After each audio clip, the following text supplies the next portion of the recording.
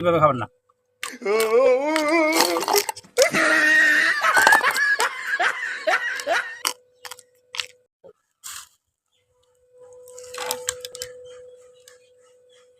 Deer guys,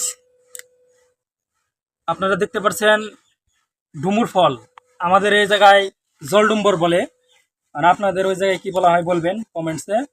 দেখতে পাচ্ছেন এই ডুমুর ফল শিমের বীজের মতো খুবই উপকারী জিনিস।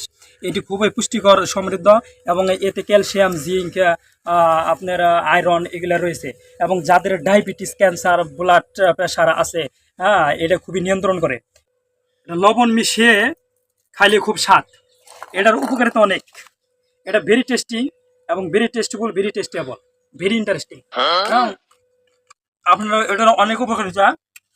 এটা আপনাদের ত্বক অনেক ভালো লাগবে এবং হজম শক্তি, কোষ্ঠকাঠিন্য এগুলো আপনাদের ঠিক থাকবে। এবং কি জ্বরের পর এটা যদি আপনারা কেউ খান তাহলে ভালো একটা উপকারী দেয়। শরীরের হাড়গোড় এগুলো অনেক উপকার রাখে। এছাড়া আপনার যার মাথা ঘোরায়, যদি এগুলো আপনারা খান এটা অনেক উপকারে আসবে। আর আপনারা বেশি খাওয়ার চেষ্টা করবেন, এই আমার মতো যে এইভাবে আপনারা খাবেন না, বুঝছেন কি?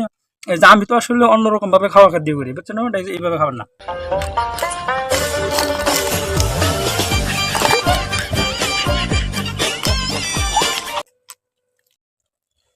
আপনাদের অনেকে খাইতে এটা কষ্ট হবে, একটু কষ্ট করতে আসলে ভাইজা খাবেন, হ্যাঁ।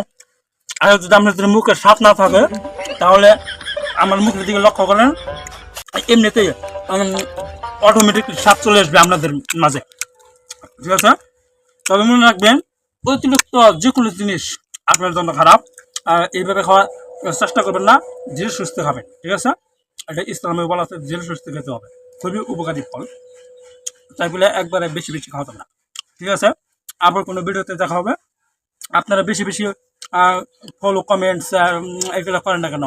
এগুলা না করলে কি আমাদের এই অনুপ্রেরণা হবো? আমরা হবো না, ঠিক আছে? আপনাদের পাশে থাকবেন। ওকে, ধন্যবাদ। আসসালামু আলাইকুম।